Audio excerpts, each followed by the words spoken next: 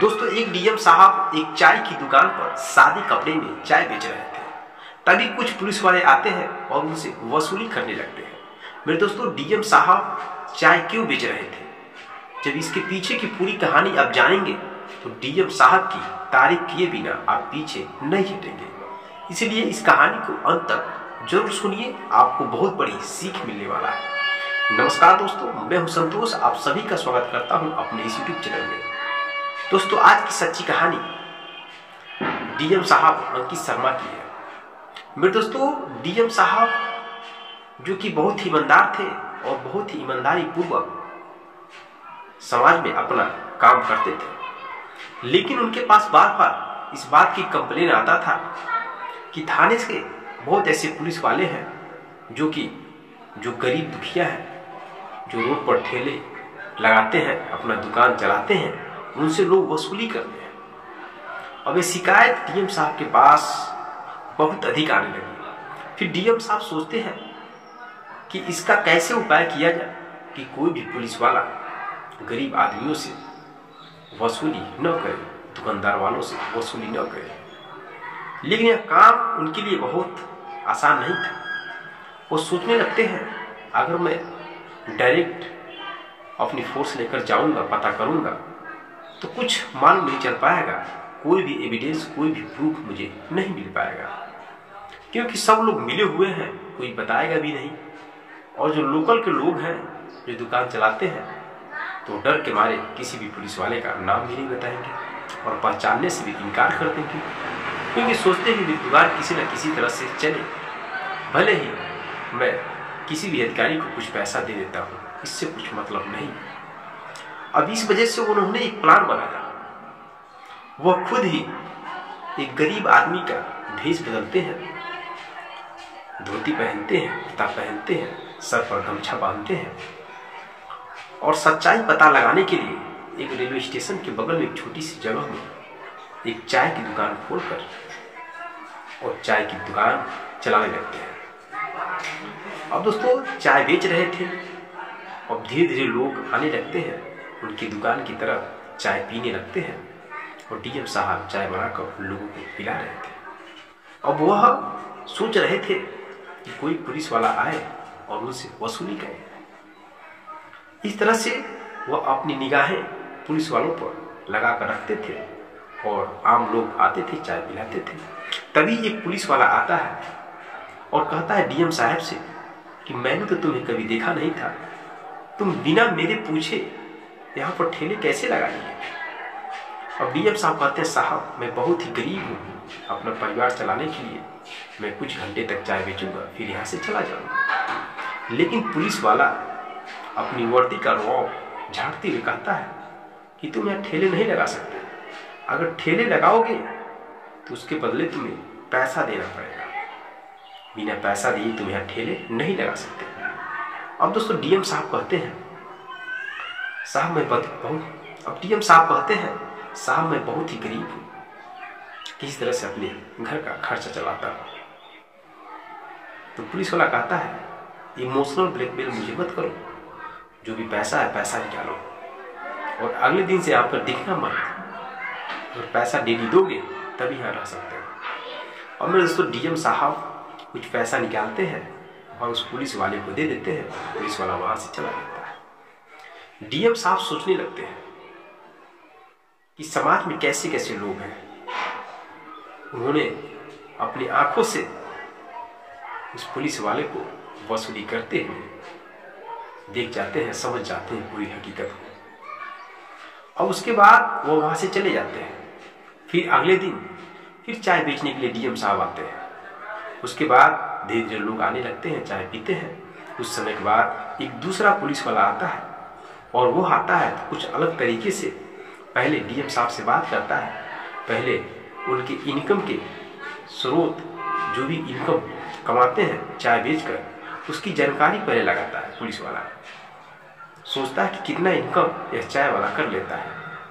ऐसा पता करने के बाद 10, 15, 20 मिनट का समय लगता है। फिर वह पुलिस वाला कहता है कि मैं तुम्हें यहाँ से हटाऊंगा नहीं, लेकिन तुमको पैसा देना पड़ेगा और पैसा दोगे तभी तुम यहाँ चाय बेच सकते हो। डीएम साहब कहते हैं कि साहब आप लोग तो डेली पैसा लेते हैं, इतना पैसा आप लोग क्या करते हैं, और आपकी सैलरी भी मिलती है गवर्नमेंट के द्वारा, तो फिर आप लोग वसूली क्यों करते हैं गरीब लोगों का। वो पुलिस वाला कहता है कि यह पैसा हम लोग केवल अकेले नहीं लेते हैं, यह पैसा ऊपर तक जाता है, ऊपर अधिकारियों को। हम लोग तो अपना ड्यूटी कर रहे हैं और जो भी पैसा बनता है सारा पैसा ऊपर अधिकारियों के पास भी चला जाता है। अब यह सब जब डीएम साहब सुनते हैं तो सोच में पड़ जाते हैं कि जो भी लोग नौकरी कर रहे हैं समाज की रक्षा करने के लिए, उनको ड्यूटी लगाया गया है समाज की सेवा करने के लिए, और उन लोगों की इतनी गंदी सोच है गरीब लोगों का पैसा वसूल कर उससे अपना जीवन चलाते हैं।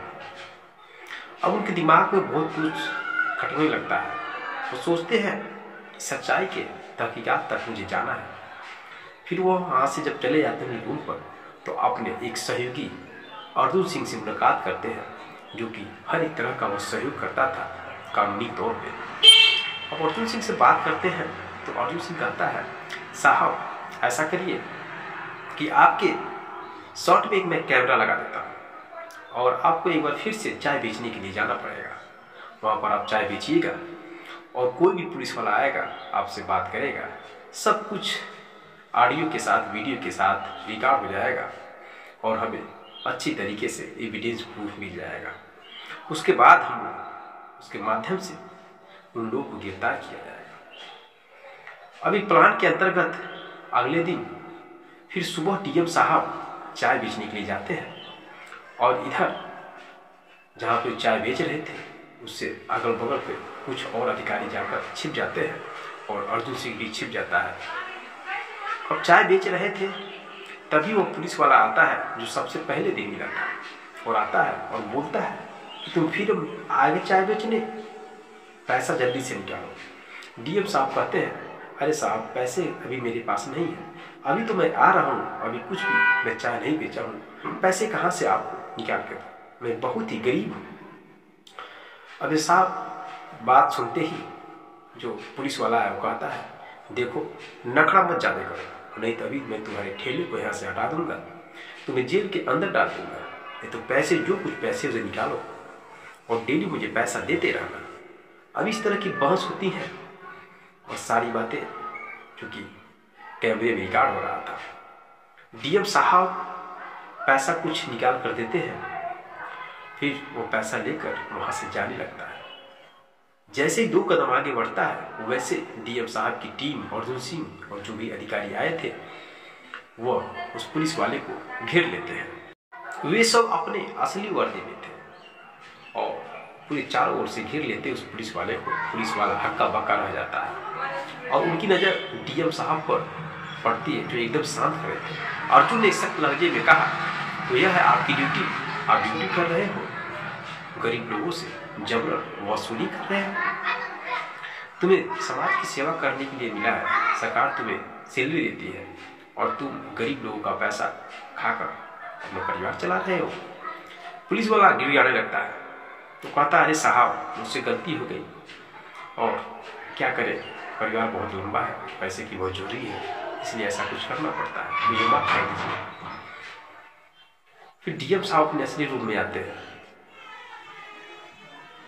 अब जैसे ही पुलिस वाला जानता है तो डीएम साहब जो चाय बेच रहे थे तो उनके पैरों को गिड़गिड़ाने लगता है पकड़कर, कहता साहब मुझे माफ कर दीजिए, आज के बाद मुझसे गलती नहीं होगा। डीएम साहब कहते हैं कि मैं तुम्हारे जैसे पुलिसकर्मी को तलाश कर रहा था, मेरे पास बहुत ज़्यादा शिकायत आ रहा था, जितने भी पुलिस वाले लोग हैं जो सही है जो गलत है सब लोगों का नाम बदनाम हो रहा था तुम लोगों जैसे पुलिसकर्मी की वजह से, और मैं तुम्हें जेल के अंदर डालूंगा, तुम्हें सस्पेंड करूंगा, पूरी सोशल मीडिया पर तुम्हारा वीडियो वायरल होगा, क्योंकि तुम्हारे वीडियो ऑडियो सब रिकॉर्ड है मेरे बटन में लगा था और मैं तुम्हें छोड़ूंगा नहीं। जैसे शब्द बोलते हैं डीएम साहब पुलिस वाला रोटी खिलाने लगता है, लेकिन जो भी वहाँ पर अधिकारी थे वो पुलिस वाले को माफ़ नहीं करते हैं, क्योंकि वो जानते थे कि अगर हम लोग इसको माफ़ कर देंगे तो जो भी समाज के लोग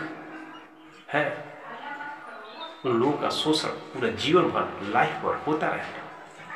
इसलिए इस पुलिस वाले को सजा देना जरूरी है। मेरे दोस्तों, सब लोग जाते हैं उस पुलिस वाले को जेल के अंदर डालते हैं, उसका पूरा वीडियो और ऑडियो वायरल किया जाता है एक फुटेज के माध्यम से, और एक संदेश दिया जाता है डीएम साहब के माध्यम से कि जितने भी पुलिसकर्मी हैं, जो भी लोग हैं, और किसी भी गरीब दिल दुखिया से वसूली न करें। अगर कोई वसूली करता है तो उसका अंजाम यही होगा जो अंजाम इस पुलिस वाले का हुआ है। एक तरह से वीडियो चलाया जाता है पूरा प्रोजेक्ट के माध्यम से, जगह जगह पर स्कूलों भी सिखाया जाता है, सब जगह वायरल किया जाता है, ताकि जो भी लोग इस भ्रष्ट में लिप्त हैं वो लोग सावधान हो जाए और सुधर जाए। तो मेरे दोस्तों, यह है कहानी। आप उस डीएम साहब के बारे में क्या कहना चाहेंगे? अगर हमारे देश के सभी अधिकारी उस डीएम साहब की तरह बन जाए तो सोचिए भारत देश कितना आगे चला जाएगा।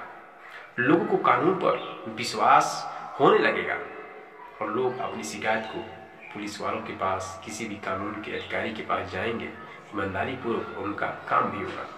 लेकिन आज का लोग भी डरते हैं। एक गरीब आदमी जानता है कि गरीब आदमी का कोई भी अधिकारी बात नहीं मानेगा। जो लोग अमीर हैं, जो लोग पैसा फेंकते हैं, उन्हीं का लोग बात मानते हैं। तो मेरे दोस्तों, यह रही कहानी। आप क्या कहना चाहेंगे डीएम साहब के बारे में? कमेंट बॉक्स में कमेंट जरूर करिएगा। मिलते हैं नेक्स्ट वीडियो, नेक्स्ट कहानी के साथ। तब तक के लिए जय हिंद, जय भारत।